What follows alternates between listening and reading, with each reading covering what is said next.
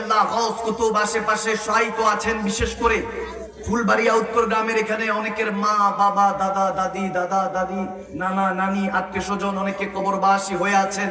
প্রত্যেকের আরওয়ায়ে পাকে আরজ করছি সালাম মুহাব্বতের আওয়াজে পড়ুন আল্লাহুম্মা আমিন। রাত গভীর সঙ্গে আলোচনা হবে ঘন্টা দেড়েকের জন্য দুনিয়াদারি তালাক। যুবকগুলি কই তোমরা আসনি? যুবকগুলি না হাত তুলে আল্লাহকে দেখে বলো আছেন তো? আছেন তো? শাহজালালের তলোয়ার যখন দরকার হবে গর্জে উঠার যখন সময় হবে পাওয়া যাবে ইনশাআল্লাহ। আল্লাহ তাবারক ওয়া তাআলা আমাদের ঈমানের মধ্যে আমলের মধ্যে আখলাকে বিশেষ করে সমস্ত কিছুর মধ্যে রিজিকের মধ্যে বরকত দান করুক আমিন বলেন। তো শেষ আমি সবসময় মেহফিলে বসলে আমার এই হবিগঞ্জে প্রথম এই সেক্টরতে প্রথম আসা। তো রাস্তাঘাটগুলো অনেক সুন্দর, কিন্তু কি করব ওই ক্যান্টনমেন্ট থেকে কুমিল্লা ক্যান্টনমেন্ট থেকে অন্য কোনো ওয়েতে আসাও আরো বেশি দেরি হতো। ওখানে রাস্তা না, এগুলো তো বস্তা হয়ে আছে, আপনাদেরকে তো আর এগুলো বুঝাইতে পারবো না। ওখানে এগুলো রাস্তা না, এগুলো বস্তা। শরীরের হাড্ডি আছে কিনা আল্লাহ মালুম। গুনতে আসছি যে কয়টা হাড্ডি আল্লাহ দিছে এগুলো গুনতেছিলাম, মনে হইতেছে এটা কক্সবাজারে আছে, রাস্তায় না। এরকম ঢেউ, এরকম অবস্থা। রাব্বে কারীম আমাদের দেশের মধ্যে উন্নতি দান করুক। আমাদের যারা কর্ণধার আছে তেনাদের আকলের মধ্যে আল্লাহ বুঝের মধ্যে বুঝ দান করুক আমিন বলেন না? আমিন বলেন। তো ওইখানের মধ্যে এত পরিমাণ জ্যাম জট, রাস্তার মা বাবা নেই, দেশের যেমন মা বাবা নেই রাস্তারও মা বাবা নেই। ওয়ান লাইন রাস্তা, এক সাইডে আরেক রাস্তায় কাজ হচ্ছে বিধায় আমার ট্রাকের ভাই বাবারা আল্লাহ মালুম বোর উপর রাগ না কিছু খাইয়া বেরোইছে আল্লাহ জানে। কোনোভাবে কোনো কিছুতে ওনাদেরকে কিছুই বোঝানো যায় না। যাই হোক, রাব্বে কারীম আমাদের প্রত্যেকের আকলের মধ্যে ইলমের মধ্যে বরকত দান করুক আমিন বলেন। আমি ক্ষমা প্রার্থী, অনেক আগে আসার কথা, কিন্তু যথেষ্ট চেষ্টা করেছি আসার জন্য। আমি তো ভাবছি হয়তো বা কমিটির 2-4 জনকে স্টক করা অবস্থা পেতে পারি, কিন্তু মাশাআল্লাহ এখনো সবাই যুবকদের যেই অট্ট হাসি দেখছি, মুচকি হাসি দেখছি, বোঝা যাচ্ছে যে যুবকরা বুঝাতে চায় যে হুজুর এটা তো কোনো বিষয় না, আমরা এরকম কয়েক রাত পাড়ি দিতে পারি আল্লাহ রসুল, ঠিক না? আমরা রসুলের পাকের জন্য, দিন কায়েমের জন্য লাগলে আবার 313 জনের মতো বদর হবে। বদরের প্রান্তরে যখন 313 জন নামবে নিরস্ত্র সাহাবায়ে রাসূল, 3-4টা তলোয়ার, উলামায়ে আহলে সুন্নাতরা জানেন, উলামায়ে কেরামরা বসা, বুখারী হাদিস, 3-4টা তলোয়ার, 7-8টা ঘোড়া, 313 জন নেমেছে একটা খেজুর খেয়ে। 3 দিন পরে এদিক দিয়ে আবু জাহেল উতবা সাহেব আগের দিন উট জবাই করে কাফেরদেরকে খাওয়াইছে, 1000-1200দেরকে, যাতে যুদ্ধ জয় হতে পারে। তাদের কাছে তলোয়ার আছে, বল্লম আছে, ঘোড়া আছে, হাতি আছে, লস্কর আছে, ক্ষমতা আছে, সব আছে, কিন্তু ঈমান নেই। তারা পরাজয় বরণ করার জন্য মুসলমানকে যে দিন এনে দিন খায় কি পারবে আমাদের সাথে আগামী কালকে মক্কার অলিগলির মধ্যে বেঁধে তাদের সাথে বোঝাপড়া করব। আবু জাহেল আবু লাহাব উতবা সাহেব নেমেছিল মুসলমানদেরকে মিটানোর জন্য। রব্বে কারীম তাদেরকে নাস্তানাবুদ করে দিয়েছে। আর যারা 3-4টা তলোয়ার একটা খেজুর খেয়ে ওই ময়দানে নেমেছিল, ওই 313 জন ইতিহাসকে বদলে দিয়ে রেখে দিয়েছে, ঠিক না? সেই বদরের সাহাবাদের মতো ঈমান দরকার আছে কিনা নাই? দরকার আছে কি নাই? মোল্লা নাজিমউদ্দিন ওয়াহিদি রাদিয়াল্লাহু তাআলা বলেন 600 বছর এক সাপ ঈসা আলাইহিস সালাম থেকে শুনেছেন আমার পেয়ারা নবী আখিরুজ জামান নবী আমার আপনার শাফাআতের কান্ডারি নবী আখিরি জামানা আসবে।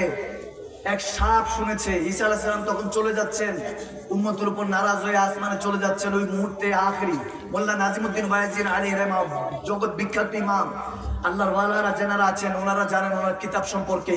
তিনি বলেন 600 বছর ওই সাপ যখন শুনতে পেরেছে গারে হেরার মধ্যে এসে বসেছিল, 70টা সুরাত করেছে, 600 বছর নবীর জন্য অপেক্ষা করেছে যে পেয়ারা নবীকে একটা বার দেখবো। আর আবু বকর সিদ্দিক, যেনাকে সানি ইয়াসনাইন বলা হয়েছে, যেনাকে আফজালুল আম্বিয়া বলা হয়েছে, আফজালুল বাশার বলা হয়েছে, যে ওনাকে মানুষের থেকে সবচেয়ে আম্বিয়াদের পরে নবী রাসূলদের পরে সবচেয়ে ভালো মানুষ যিনি, আবু বকর সিদ্দিককে নিয়ে যখন দয়াল নবী মক্কা থেকে হিজরত করে ওই গারে সুরে গিয়েছিল, খোদার কসম করে বলছি ভাই ভাইরা আমার, ওখান মধ্যে তিনি আগে প্রবেশ করেছেন, দেখে 70টা সূরাত করা, জামা কাপড় ছিঁড়ে ওগুলোর মধ্যে বন্ধ করে একটা সূরাত ছিল পায়ের মুঠোটা লাগিয়ে দিয়েছে যাতে আমার নবীর কোনো ক্ষতি না হয়। সাপ এদিকে নবীকে দেখবে 600 বছর পর, ঘ্রাণ পেয়ে বুঝে গিয়েছে দয়াল নবী চলে এসেছে, সহ্য করতে পারছে না, ঠোকর দেওয়ার চেষ্টা করছে। এখন সব তো বন্ধ করা। যখন সিদ্দিক আকবর পা রেখে দিলেন, ওই কিতাবের মধ্যে এসেছে ছাপ দর্শন করতে লাগলেন, দংশন করতে লাগলেন। ছবল খাওয়ার পরও, 20 আসর হওয়ার পরও উফ বললেন না, কারণ পেয়ারা নবী কষ্ট পাবেন এটা আবু বকর সিদ্দিক সহ্য করতে পারতেন না। এরকম আদব ছিল, আদিনী কুল্লে আদাব, দিন প্রতিষ্ঠার জন্য আদবের উপরে। তিনি যখন বলতে লাগলেন, শরীর ঘেমে গেল, চোখ দিয়ে পানি পড়লো। আমার পেয়ারা নবী বললেন, আবু বকর क्या हुआ, কি হয়েছে, কোনো কষ্ট হয়েছে? বলে, ইয়া রাসূলুল্লাহ কিছু হয় নাই, আপনার সাথে আল্লাহ তৌফিকে আপনার সাথে মহব্বত হয়ে গিয়েছে আলহামদুলিল্লাহ, এখন কষ্ট ভালো লাগে। যখন এরকম বলতেছে, আমার পেয়ারা নবী বলে, আবু বকর আমার এক আশিক অপেক্ষা করছে, একটু আসতে দাও, আসতে দাও, বহু বছর ধরে অপেক্ষা করছে, তুমিও তো আমার আশিক, উম্মত হও। আগের থেকেই সমস্ত নবীদের সালাম নিয়ে একজন এসেছে। ওই যে ঈসা আলাইহিস সালাম বলেছেন যে আদম সফিউল্লাহ থেকে এই পর্যন্ত সমস্ত নবী রাসূলদের সালাম পেয়ারা নবীর কাছে পৌঁছে দিও, যে আমরা তেনার কথা বলেছি যে তিনি আসবেন, সেটা প্রতিষ্ঠা করার চেষ্টা করেছি। আমরা সেই রেডিমেড উম্মত মুসলমান এখন দুনিয়াদারির মধ্যে ডুবে গিয়েছি।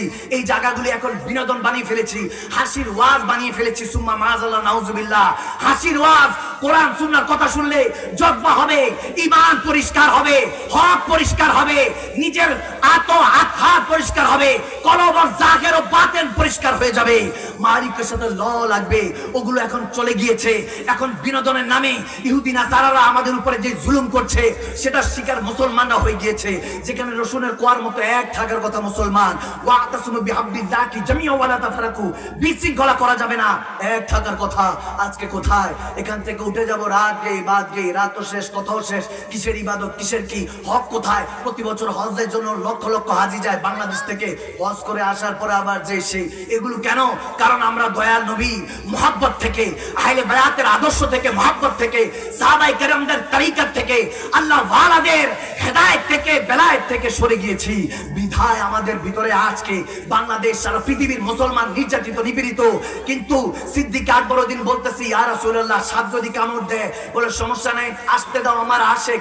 যখন আসলো, সাপ নিকৃষ্ট, আবু বকর উৎকৃষ্ট, সবচেয়ে উৎকৃষ্ট আর নিকৃষ্ট আমার দয়াল নবীর গোলাম। সুবহানাল্লাহ। অর্থাৎ ফকির থেকে বাদশা হোক, সে গুনাহগার হোক কিংবা সওয়াবকারী হোক, আমার নবীর গোলামিতে, আমার নবীর মহব্বতে সবাই রব্বে করিম এটাই বুঝাতে চেয়েছেন, রসুলের পাগল হও, দুনিয়া নয়। দুনিয়া ততক্ষণ তোমাকে তোয়াজ করে চলবে যতক্ষণ পর্যন্ত তোমার পকেটে টাকা আছে, ফুলুস আছে, তোমার নামে ততক্ষণ জুলুস হবে, মিছিল হবে। বান্দা, ফুলুস শেষ, টাকা শেষ, যশ খ্যাতি শেষ, জুলুস শেষ, তোমাকে আর কেউ গণবে না। অথচ যখন সিদ্দিক আকবর জানতে পারলেন যে এই সাপটাও আশিক, যখন বের হচ্ছে, এক আশিক আরেক আশিককে বলছে, ঠিক আছে নিজের খেয়াল রেখো। আবু বকর সিদ্দিককে ওই সাপটা বলতে লাগলেন, মাওলানা জালালউদ্দিন রুমি আলাইহি রাহমা তাসাউফির ইমামরা বলতে লাগলেন, ওই সাপ জুবান আল্লাহ খুলে দিয়েছে। সিদ্দিক আকবরও কথা বলছে। বিদায় নেওয়ার সময় সাপ বলতেছে, আমি কবরের দিকে খেয়াল রাখবো, জমিনের নিচে আলমে বজ্রকে খেয়াল রাখবো, আর যদি মুনাফিক আসে আমার কাছে আবার শায়েস্তা হবে, আপনি উপরে খেয়াল রাখবেন। যখন আশিকে রাসূল আবু বকরের মতো আদব বলা হবে, মুহাব্বত বলা হবে, কবরে যাবে, আমি দংশন করব, আর প্যার নবীর সাথে আল্লাহ তাকে ভালো রাখবে। যদি দেখি বিচার আসর হয় নাই, যদি দেখি চেহারা আবু বকরের মতো, আদব আবু বকরের মতো, সাহাবায়ে রাসূলদের মতো, আহলে বায়াতের গোলাম তারা, আল্লাহ রসুলের গোলাম তারা, তাদেরকে ছেড়ে দিব। আর যদি মুনাফিক আসে, তাদেরকে দংশন করব, ওখানে কবরের মধ্যে রাস্তা নাবুদ হয়ে যাবে।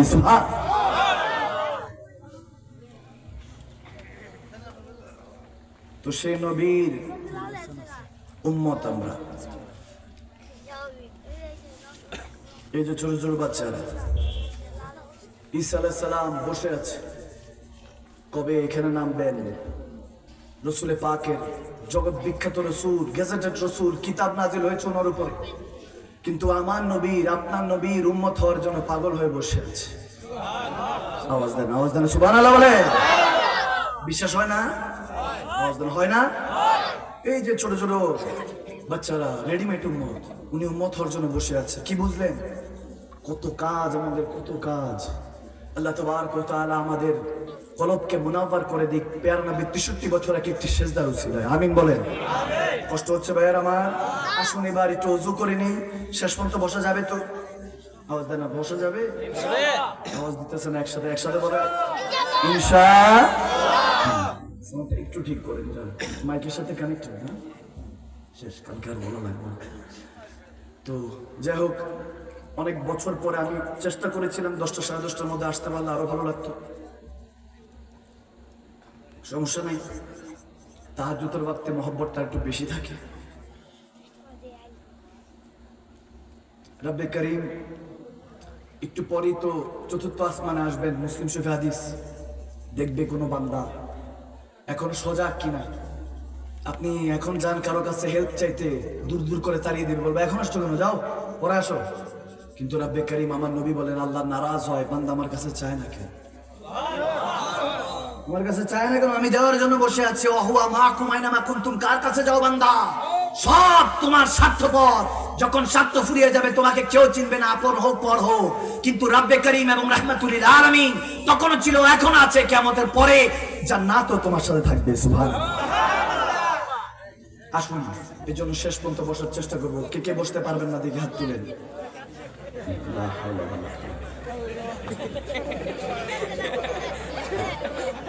ঠিক আছে, ঠিক আছে, ঠিক আছে। বাচ্চারা বেশি তুলছে, মা মুরব্বীদের খেয়াল আছে, মুরব্বীরা হাত তুলে নেই, তুলছে সব বাচ্চারা, সমস্যা নেই।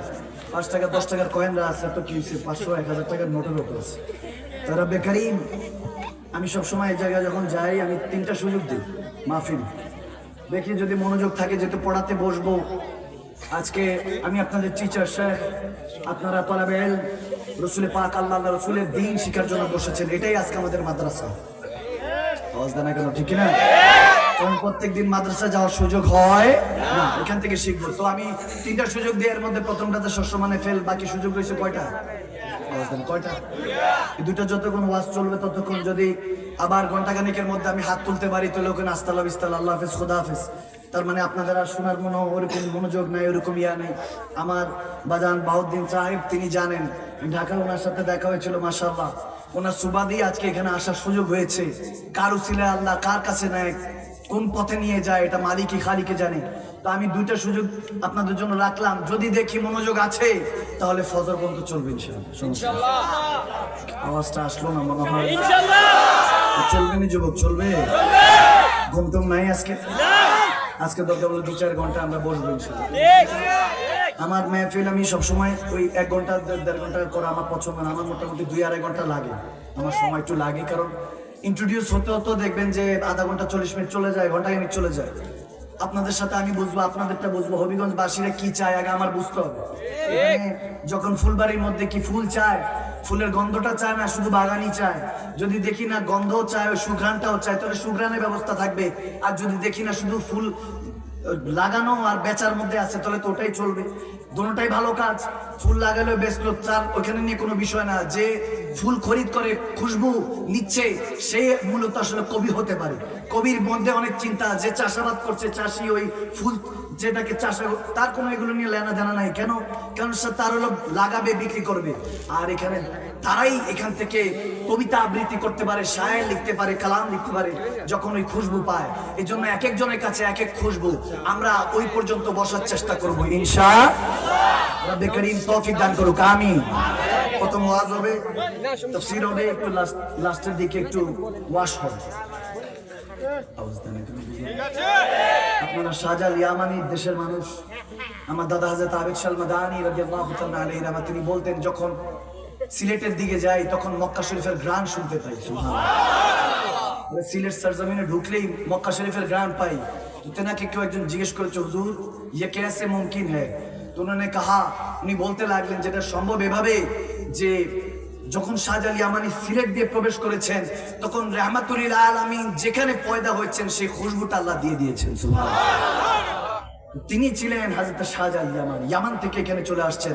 তো ইসলাম আপনাদের থেকে না পরে আমরা পেয়েছি, প্রথম তো পাইছেন সিলেটবাসী, আপনার আওয়াজ দেন। আপনারা যেহেতু পেয়েছেন তার মানে জিম্মেদারি আপনাদের বেশি, কারণ আপনারাই নাসিরউদ্দিন সিপাহ সালার। আওয়াজ দেন, ঠিক না? দরকার হলে যদি আশেকের রসুল দেখি, আল্লাহ রসুলের যদি বান্দা দেখি, ওসমান হয়ে যাব, আদব বান হয়ে যাব, সমস্যা নাই। কিন্তু যদি গোস্তাখের রসুল দেখি, আমার নবীর দুশ্মন দেখি, তাহলে 1 সেকেন্ডও ওমর হতে দেরি হবে না, ঠিক না? রব্বে করিম বুঝার তৌফিক দান করুক, আমিন। তো ওযু করে নেই। আমি সবসময় বলি যে পানি দ্বারা জিসমের ওযু হয়, আর আল্লাহ রাসূলের জিকির দ্বারা, দুরুদে পাক দ্বারা, সালাতুস সালাম দ্বারা কলবের ওযু হয়, ঠিক না? আসুন আগে একটু জিকরুল্লাহ, দুরুদে পাকের নাজরান আকীদাত পেশ করি, এরপর ইনশাআল্লাহ আমরা তাফসীরাতে ঢুকবো। যদি আপনাদের জব থাকে আজকে 2-3 ঘন্টা, যতক্ষণ আল্লাহ তৌফিক দেয়। আমি ভাবতেছি যে কথা বলতে পারবো কিনা, কারণ ঠিক মতো প্রত্যেকদিনই জার্নি থাকে, দূরের দূরান্ত থাকে, কথা বলতে পারবো কিনা। কণ্ঠ শুনি বুঝতে পারছেন যে দৌড়ানো হচ্ছে, প্রত্যেক মুহূর্তে যেতে হচ্ছে। সবাই ভালোবাসেন, মহব্বত করেন। আমরা খানকাই মানুষ, যুবকরা ভালোবেসে এই জায়গায় নিয়ে আসছে। আমি নিজেও জানি না কিছু, বেশি এলেম কালাম কিছুই নেই। যতটুকু নিজে জানি বুঝাবার চেষ্টা করি। আমার কথা হলো, বেলাল কিছুই জানতো না, কিন্তু প্রথম মুয়াজ্জিন এবং প্রথম দয়াল নবীর আপনার আশেক হয়ে আছেন, যার জন্য সময় থেমে গিয়েছিল। বুঝতে পারলাম, আরে আলেম হয়ে কোনো দাম হবে না। আজাজিলও বড় আলেম ছিল, পরে ইবলিস হয়েছে। আলেম হয়ে দাম হবে না, নবী সাচ্চা ইমানদার গোলাম হতে হবে, উম্মত হতে হবে, ঠিক না? আল্লাহ তাবারক ওয়া তাআলা তৌফিক দান করুক, আমিন বলেন। আসুন জুবানে জুবান মিলিয়ে, কলবে কলব মিলিয়ে একটু জিকরুল্লাহ। আল্লাহ আল্লাহ আল্লাহ, লা ইলাহা ইল্লাহু, আল্লাহ আল্লাহ।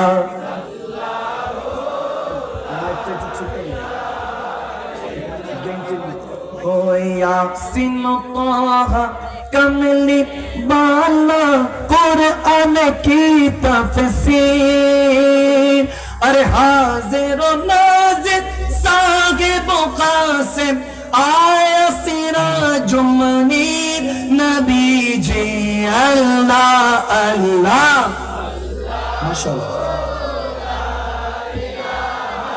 इल्लाहु अल्लाह अल्लाह,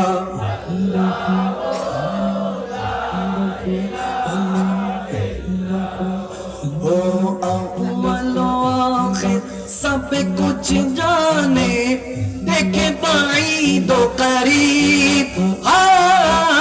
अव्वल आखिर सब कुछ जाने, देखे बाईद करीब।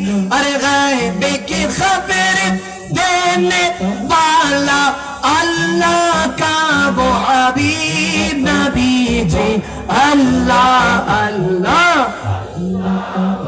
माशाअल्लाह। ला इलाहा इल्लाहु, अल्लाह अल्लाह अल्लाह।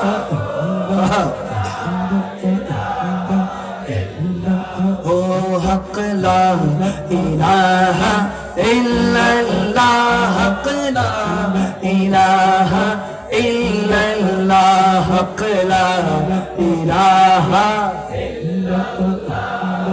ला इलाहा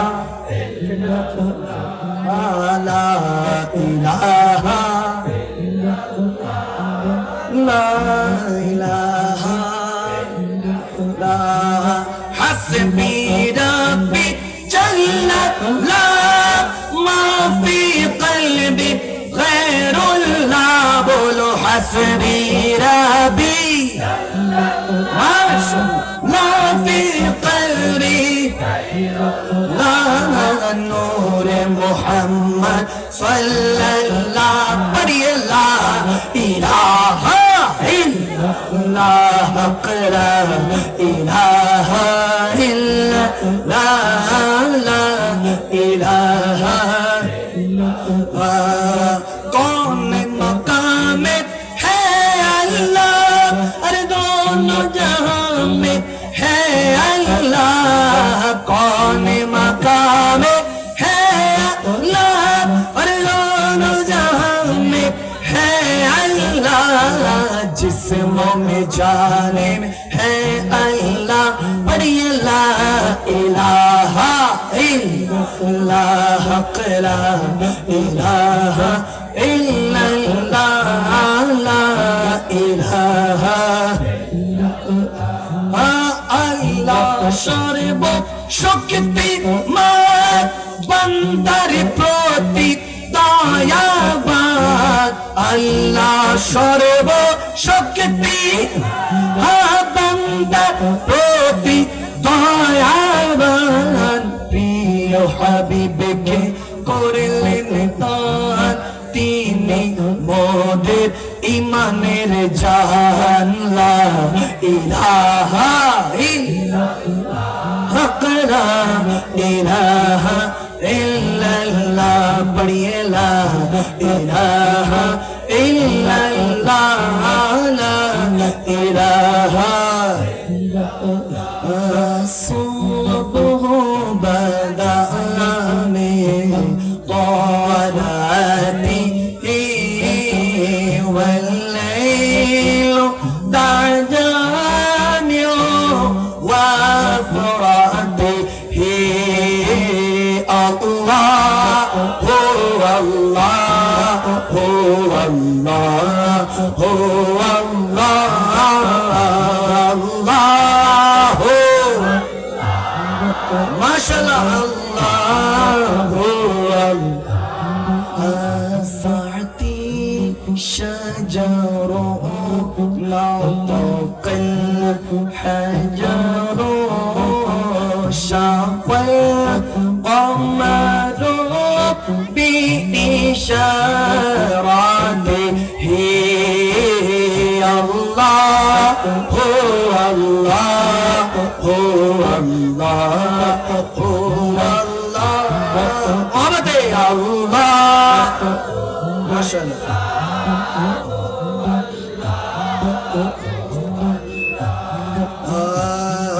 كل نفس দায়িকাতুল মউত আসবে তোমার কাছে মালাকুল মউত আসবে তোমার কাছে মালাকুল মউত কুল্লু নাফসিন দায়িকাতুল মউত আসবে তোমার ধরো মালাকুল মউত মালাকুল মউত আরে ঘোষণা দিয়েছেন আল্লাহ কে কে কে আরে জোরে কে আরে ঘোষণা দিয়েছে আল্লাহ জানি না কত সুন্দর তুমি আল্লাহ জানি না কত সুন্দর তুমি আল্লাহ আরে দো জাহানের সুখ চাও বটে নবীজির নাতে গাও মহব্বতে আমার নবীর দুরূদ পড়ো মহব্বতে দো জাহানের সুখ চাও বটে নবীজির নাতে গাও মহব্বতে মহব্বতে আরে সংকটে পাবে রাসূলুল্লাহ জানি না কত সুন্দর তুমি আল্লাহ জানি না কত সুন্দর আল্লাহুম্মা সাল্লি আলা সাইয়্যিদিনা মুহাম্মাদিন আল্লাহুম্মা সাল্লি আলা सैयदना मुहम्मदी सबसे औला वाल हमारा नबी सबसे बाला वाल हमारा नबी अपने मौला का प्यार हमारा नबी अपने मौला का प्यार हमारा नबी दोनों आलम का दूल्हा हमारा नबी अल्लाहुम्मा सल्लि अला सय्यदिना व मौलाना मुहम्मदी अल्लाहुम्मा सल्लि अला सय्यदिना व मौलाना मुहम्मदी